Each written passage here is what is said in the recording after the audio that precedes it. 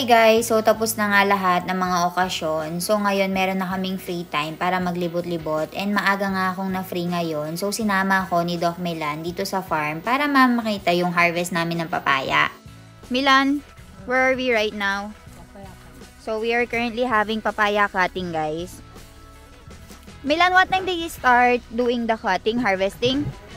9 o'clock they started and it's about to finish now.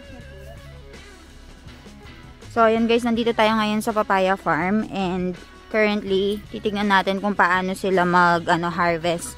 Actually, kung madalas yung nanonood sa mga vlogs namin, probably you already saw kung paano ba mag-harvest ng papaya. Pero, dahil wala naman akong ginagawa sa bahay, pumunta ako dito to check it. Ayan. Milan, what happened to this one? Overripe? Yeah.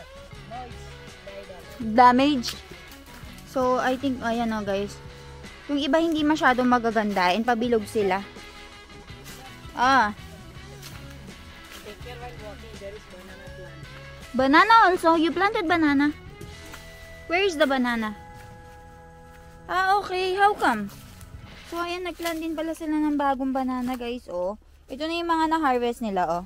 So, once the papaya is finished, Oo. the banana will be big already. Okay. So, that's the reason pala. So, this farm will not be empty, no? But the soil will not be damaged, Milan?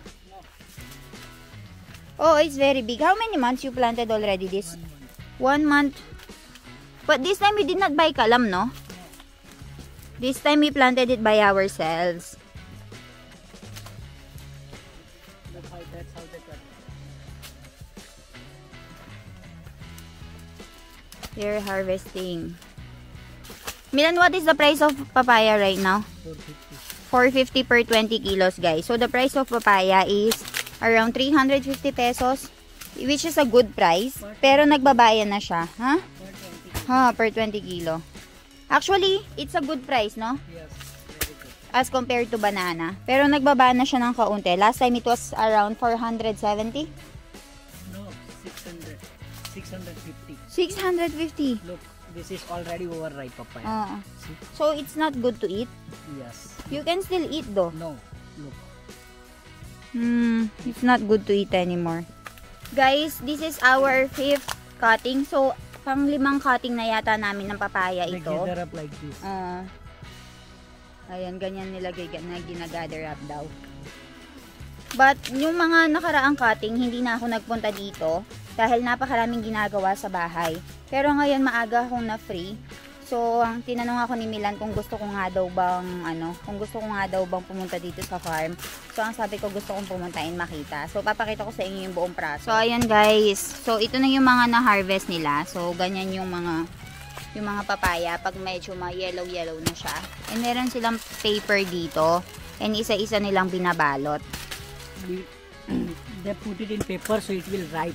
You get it out. It will be ripe already. Because there's no air inside. Yes. Milan, other people are asking why they are throwing it. Why they're not taking care of it when throwing. Bola.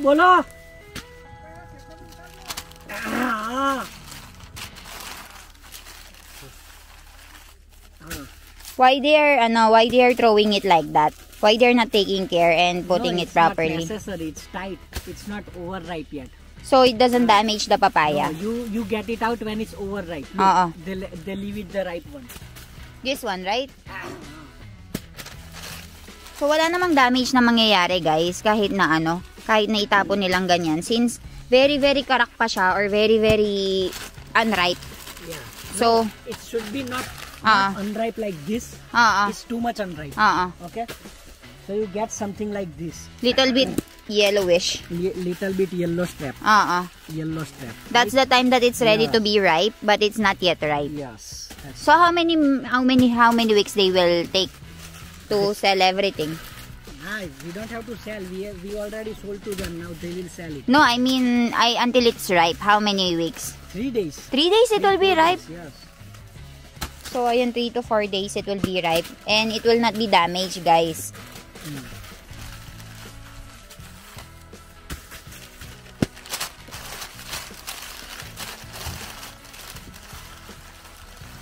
We also have woman workers over here, guys. And bubuhatin nila yan, guys. They're very, very strong.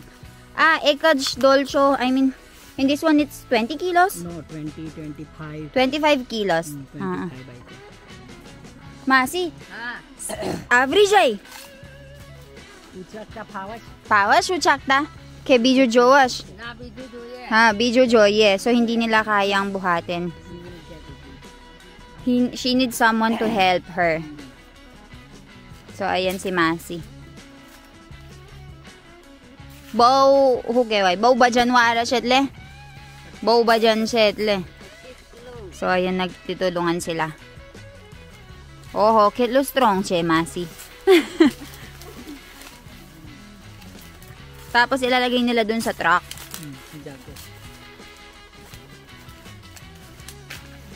Milan, why there's a lot of, white, what do you call that one? To eat insect. Okay. So, they are actually helping. So, nagtutulungan sila, nagpapasa-pasa sila.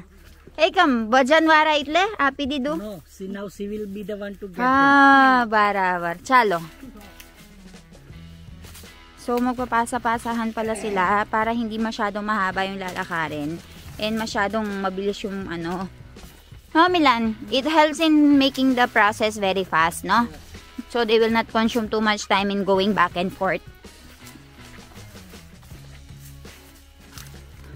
So, ang daming harvest. How many kilo will harvest? What do you think? This one they will carry. That one is the one with marker. Keuche. That's the merchant of our farm. And then they will be putting it there.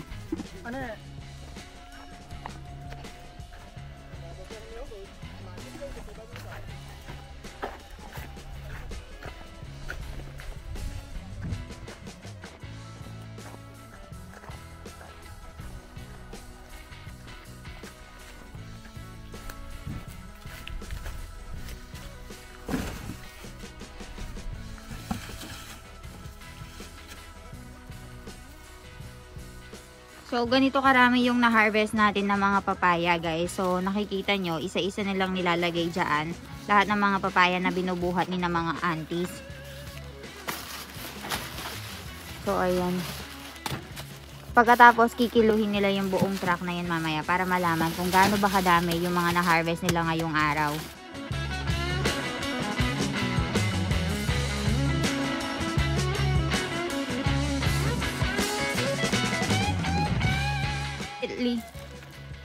Kelly che majur tamaro. Majur કેટલા હેલ્પ કરે? 10 હશે? 4 jan. 7 jan total. So they have 7 workers in total, guys, in this harvesting of papaya. Since sobrang init ngayon, guys, tingnan nyo naman yung attire ko. So dapat talaga fully covered ka and fully clothed ka. Kasi for sure, iitim ka dito. And dito sa tabi ng papaya farm namin, merong katabihan na mango farm. So, sa atin din yan. So, since hindi pa start ng mango season, so dapat, para hindi ka maubusan ng pagkakakitaan, dapat kinakalculate mo kung ano ba yung per season nila. So, yung season ng mango is around June, July. So, yung season naman ng mga papaya is around November, December. So, dapat tinatansya mo kung gaano ba kabilis maging ripe yung mga fruits, and isipin mo kung ano ba yung mga fruits na pwedeng mong itanim sa mga panahon na yon, kasi iba-iba yung climate dito. Merong maulan, merong malamig, and merong sobrang init. So, meron kami ngayong banana farm. So, malaki-laki na rin. So, mga after mga 3 months na siguro. And itong papaya paubos na siya. And then, yung mango farm next year, by June, July, mag-harvest na naman kami ulit. They'll be having lunch, I think. Milan, what did you take? Papaya. For home? Yes. So, Milan is currently bringing papaya for home. Excuse me, Masi. Chalo, thank you. Masi ne aspi din mein haman na pade. Ew. Chalo Masi to boila Gujarati nahi haman padti. Chalo, Masi. So, ayan guys, for our lunch, meron tayo ditong curry. Meron tayo ditong back fridge. So, ayan guys, meron tayo ditong tower. And meron tayong kimchi. So, bibili tayo dito ng tinatawag nilang tuwersing guys. Guys, sama na rin. So, bibili tayo ng tuwersing dito. So, merong naglalako dito araw-araw ng tuwersing. Akin ano kilo, che? Eh? 80 rupiah. So, in 80 rupiah per kilo. 80 rupees. So, around mga nasa 50 pesos, I think, if I'm not mistaken. 40 rupees. 80 rupees kilo. Ari. Fly mane apo ne taro bike. ચાલશે એવું છે ઓહો મસ્ત છે હા હેલો કઈ પરવા જવું છલા ના મને નહીં આવડે gusto nyo daw ba mag-bike guys apu kay jauh ba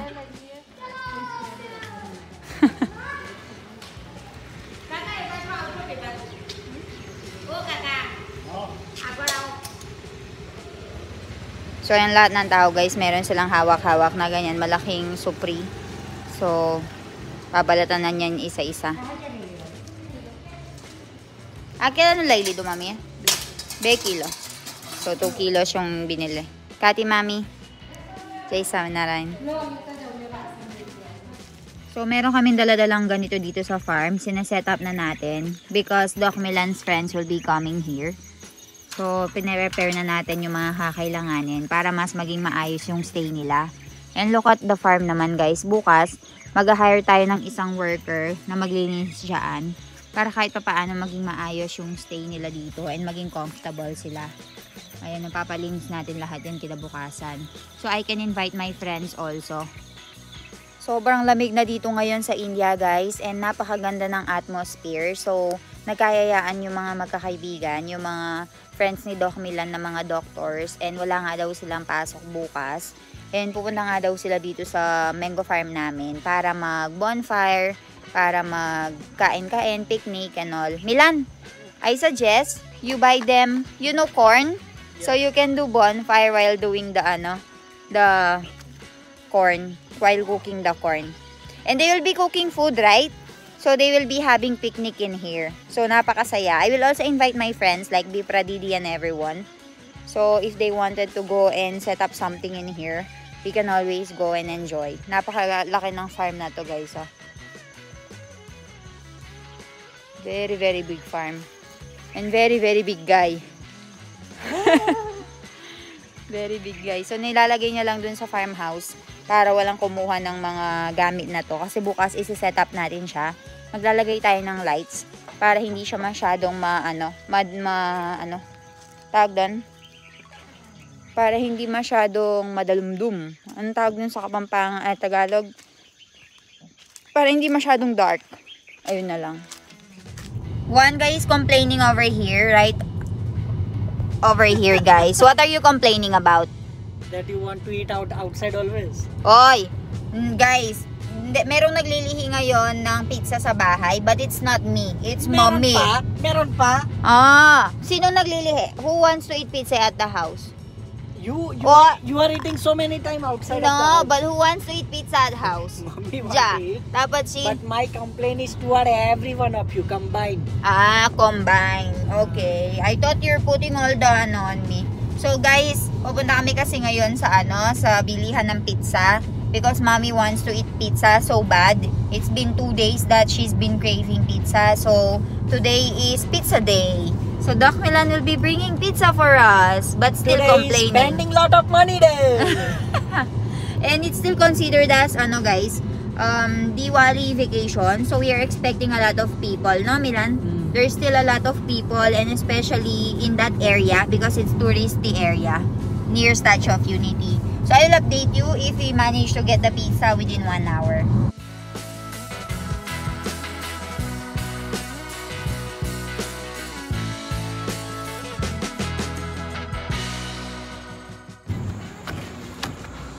I think we are the regular customer already here. Every now and then we are coming here, guys. That's true. They know us already. oh, these are the couple that keeps on eating here. Something like that. Doing takeout.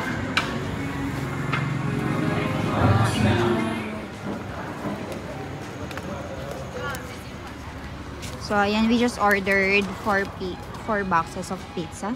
So, we'll be going home now. Oh, we have to order soda also. You sit first. I will give okay. So, ayan yung pagkain natin for today, guys. And, Mommy, ave kustay gadame.